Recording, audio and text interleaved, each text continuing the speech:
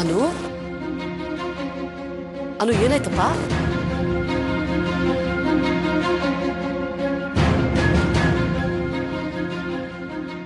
ಜ್ವರನೂ ಇಲ್ಲ. ಅನು ಯಾಕೆ ಪುಟ್ಟ, ಯಾಕೆ ಮಲಗಿದ್ಯಾ? ಮತ್ತೇನ್ ಮಾಡ್ಲಿ?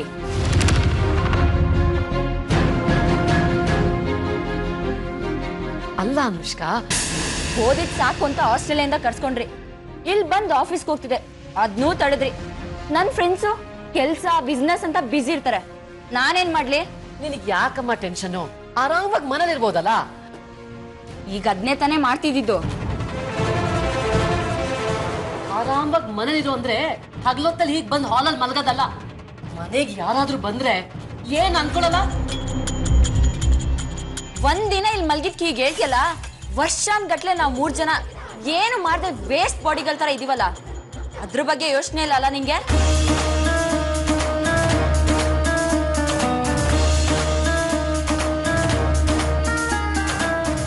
ಎಕ್ಸ್ಕ್ಯೂಸ್ ಮೀ,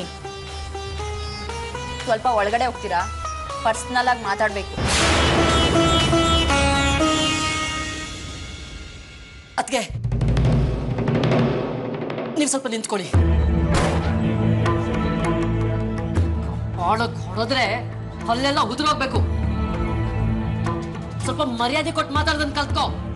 ಅದೇನ್ ಹೇಳ್ಬೇಕು ಅಂತಿದ್ಯೋ ಇಲ್ಲೇ ಅವ್ರ ಎದುರಿಗೆ ಬೊಗಳು.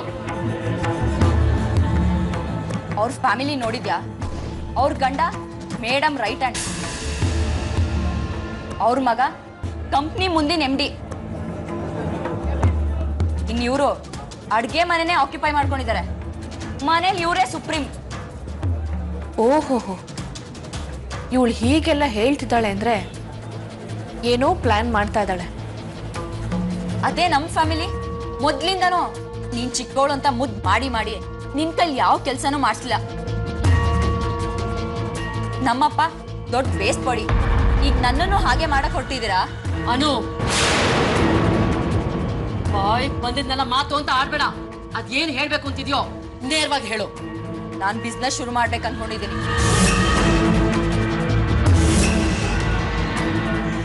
ಅದಕ್ಕೆ ತುಂಬಾ ದುಡ್ಡು ಇನ್ವೆಸ್ಟ್ ಮಾಡ್ಬೇಕು.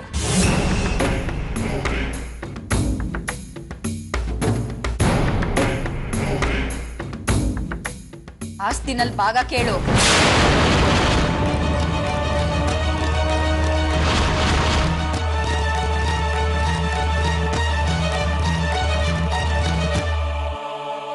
ಏನು? ಆಸ್ತಿನಲ್ಲಿ ಭಾಗನ? ಓಹೋ, ಇದಕ್ಕೆನಾ ಇವಳು ಇಷ್ಟೊಂದೆಲ್ಲ ನಾಟಕ ಮಾಡಿದ್ದು?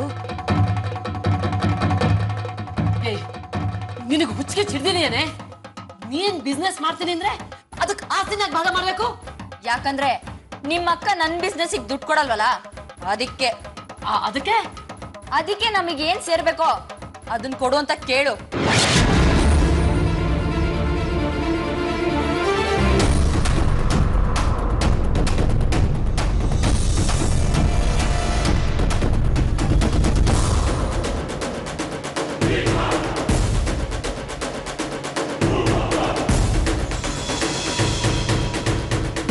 ಏನ್ ಯೋಚನೆ ಮಾಡ್ತಿದ್ಯಾ? ಸರಿ, ಅಕ್ಕ ಬರ್ಲಿ, ಅವಳ ಹತ್ರ ಕೇಳಿ ನೋಡ್ತೀನಿ. ನಿನಗೆ ಮೊದಲು ಹೋಗಿ ಫ್ರೆಶ್ ಅಪ್ ಆಗು.